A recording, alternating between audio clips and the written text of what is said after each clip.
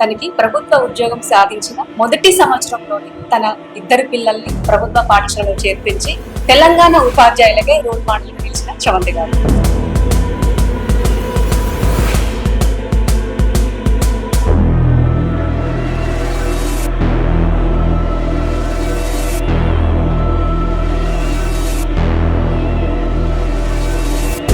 Hello అండి, నమస్తే. నమస్తే అండి. ఎలా ఉన్నారు? బాగున్నాం.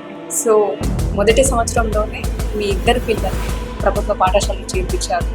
సో అంటే ఇప్పుడు ఎప్పుడు స్టార్ట్ చేసినట్టు, ఎప్పుడు వచ్చింది జాబ్ మొన్న 2024 DSEలో అక్టోబర్లో మేము రిక్రూట్ అవ్వడం జరిగింది.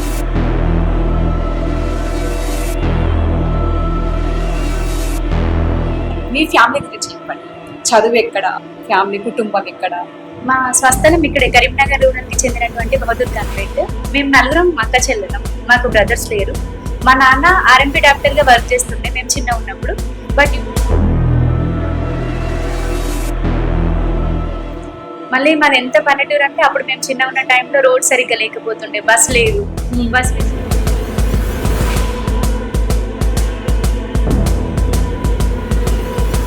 బీటెక్ అంటున్నారు ఇప్పుడు, మరి జాబ్, గవర్నమెంట్ జాబ్ ఇందులోకి ఎట్లా వచ్చారు? అది ఇంట్రెస్ట్. యాక్చువల్లీ నాకు టీచింగ్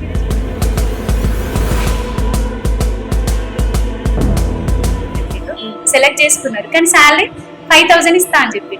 ఎందుకు మేడం 9th వరకు చెప్పమంటున్నారు?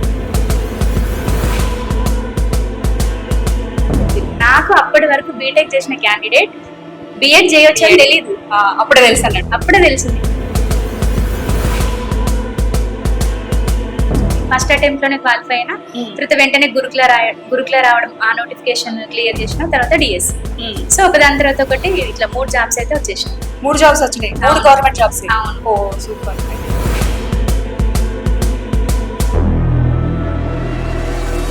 సరే, మనం కష్టపడైనా సరే పిల్లల్ని మంచిగా చదివించాలి అని అనుకుంటారు. కానీ మీరు గవర్నమెంట్ టీచర్ అయి ఉండి మీ పిల్లల్ని గవర్నమెంట్ స్కూల్లో వేశారు. ఎలా, ఎందుకోసం? నార్మల్ గా ఒక తల్లి పొజిషన్ లో ఉండి ఆలోచిస్తే నేను కూడా, తల్లిదండ్రులు ఎలా ఉంటారంటే మనకన్నా మన పిల్లలు మంచి పొజిషన్.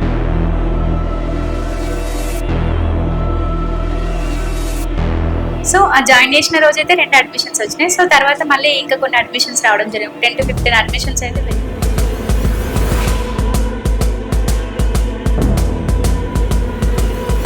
ఇప్పుడున్న కాలంలో ప్రభుత్వ పాఠశాలలో విద్యా బోధన బాగుండదు అని అంటున్నారు. అది నిజమేనా, లేదంటే తల్లిదండ్రుల అపోహనేనా? ఇది ఖచ్చితంగా తల్లిదండ్రుల యొక్క అపోహ అని చెప్పొచ్చు.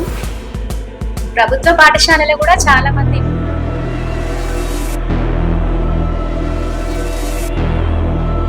ఇట్లా కాకుండా మన పక్క వాళ్ళతో కంపేర్ చేసినప్పుడు వేరే వాళ్ళు ప్రైవేట్ స్కూల్కి వెళ్తే వాళ్ళు రిచ్ అని, సోషల్ స్టేటస్ ఉన్నట్టు, మనం గవర్నమెంట్ స్కూల్ పంపిస్తే మనం ఎక్కడ చులకన ఎక్కడ.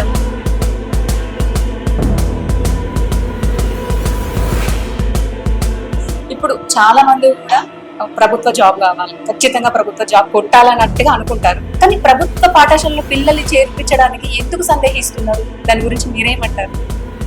ఇదైతే కరెక్ట్ కాదు. మనం మాత్రం ప్రైవేట్ స్కూల్లో చదువుకోవాలి, ప్రైవేట్ స్కూల్లోనే పెరిగి పెద్ద.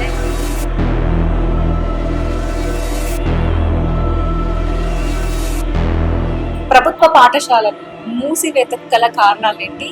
మనం వాటిని ఎలా కాపాడుకోవాలి? సొసైటీ మీద, తల్లిదండ్రులకి ఈ గవర్నమెంట్ స్కూల్ కూడా ప్రైవేట్ స్కూల్ కి ధీటుగా పనిచేస్తే, రిజల్ట్స్ వస్తే, అన్ని రకాలుగా ఉన్నాయని వాళ్ళకి నమ్మకం కలిగించారు. సో ఆ నమ్మకం కలిగించడానికి చేసినటువంటి